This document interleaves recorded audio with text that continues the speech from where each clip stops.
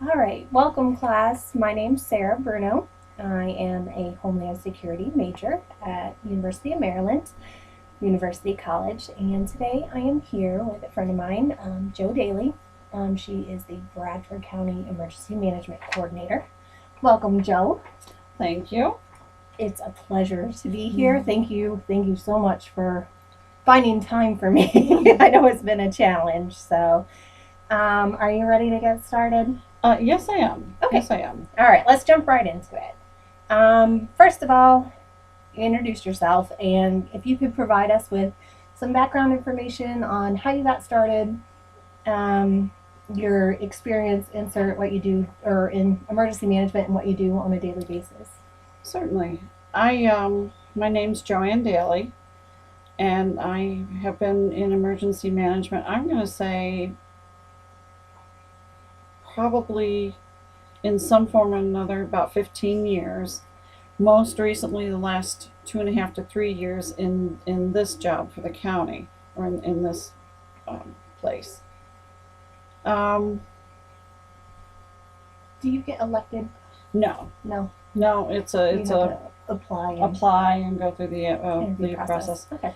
Now, I did get a bachelor's and master's degree in management. I didn't have the specific emergency management because at the time there wasn't really that degree option out there. Right.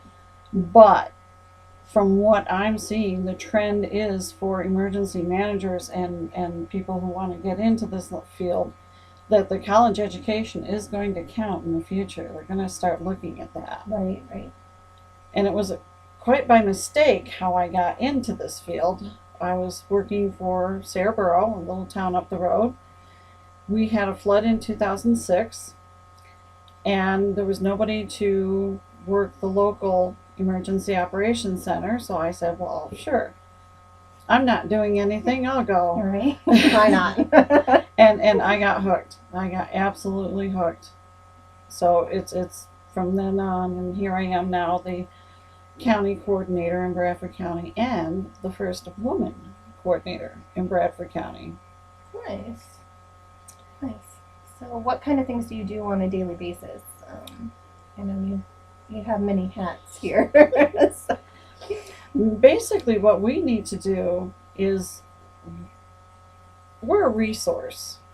Um, we make sure, for example, this weekend coming up, we have all this snow and we may have a bunch of rain coming, and depending on what that does, we will need to be ready to make sure we have shelters if people need them, um, drinking water to make sure we have supplies, um, keep the people informed around the county of what's going on.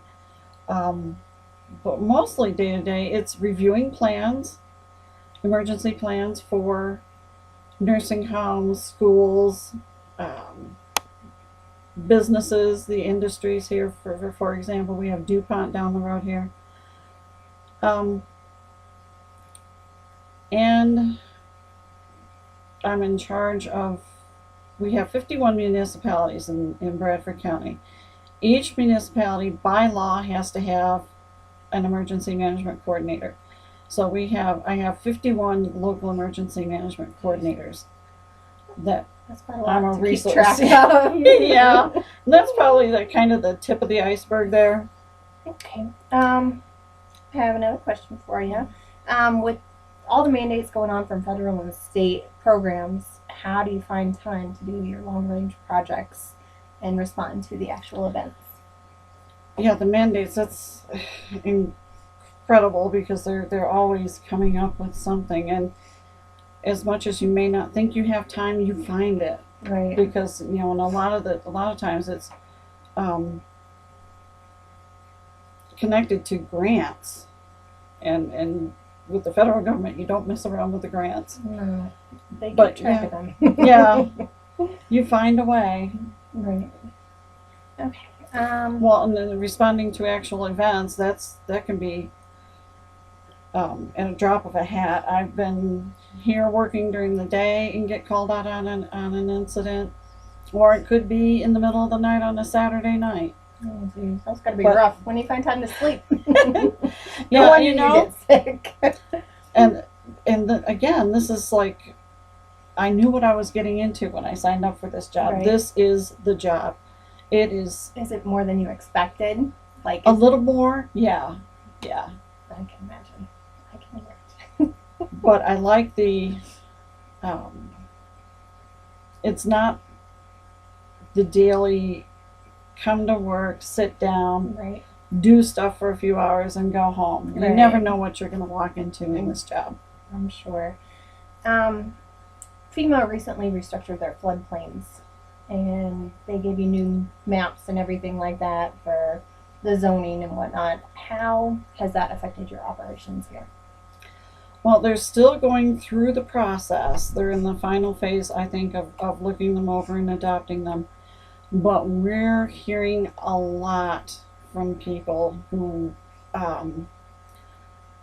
weren't in floodplains and now are. And I think the big reason for that is the original maps date back to 75, Wow. and there wasn't a whole lot of construction or towns really around. And especially since the gas industry and everything has grown and gotten bigger, more people are living here, the floodplain, of course, is going to now go out and more incorporate. people, Yeah. right? Your hazard analysis, you're going to have to review that according to your floodplains now too, right? Yes. Right. And it'll affect people's insurance. Yeah, and that's, I saw a hearing, and if the class is interested, and can go to Senator Yaw's webpage. That's YAW of Pennsylvania. He recently held a hearing on the floodplain and the insurance rates. One family, I remember, went from $900 a year to $40,000 for their insurance. Oh, wow.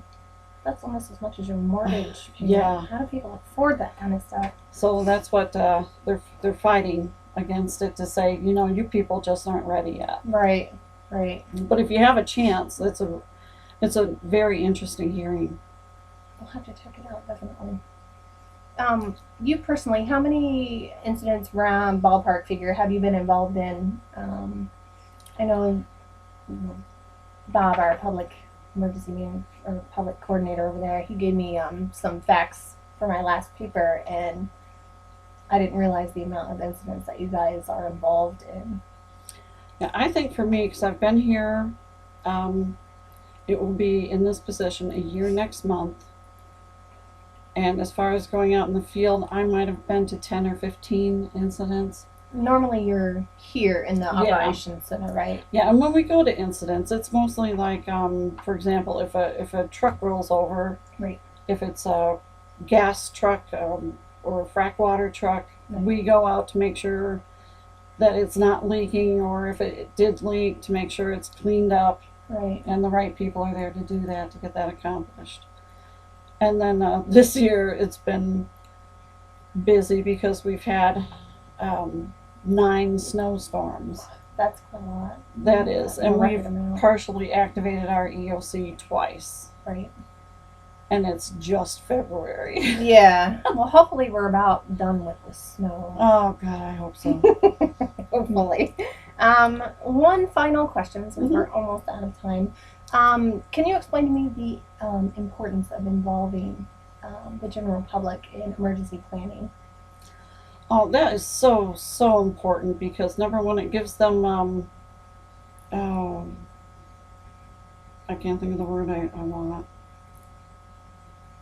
I know it helps keep them involved and let them, have Yeah. a say and feel like they're. And when something comes along, let's say the floods, if they know the flood is coming, and if they have prepared and they've attended classes, they're going to know so much more about what they need to do, and how to prepare and how to get out of the way if they need to. Right. Because the big problem today is our first responders are so limited. Right. They're very finite. People just aren't volunteering for the fire service anymore. So if we can get people, the average citizens, give them enough knowledge to do first aid or basic Right. skills to help protect themselves, then that's going to help us free up some first responders. Right. And what kind of programs are out there to help get the public involved in that sort of situation? Well, we have classes that we teach for the public to come in if they're interested. The American Red Cross also has classes. Right. Um, and we're working, hopefully getting closer to the community emergency response team, Yes. which is oh so important because then we have core people in communities who are trained for first aid, basic search and rescue, enough that they can take care of their families, then take care of their neighborhoods, Right. and look around and call us and let us know if there's a need to get first responders out to where they are. Right. All right. Well, thank you, Joe. I think that's all the questions we have time for today. Well, thank you. I appreciate, like I said, you taking time for us. All right. Thanks. Thank you very much.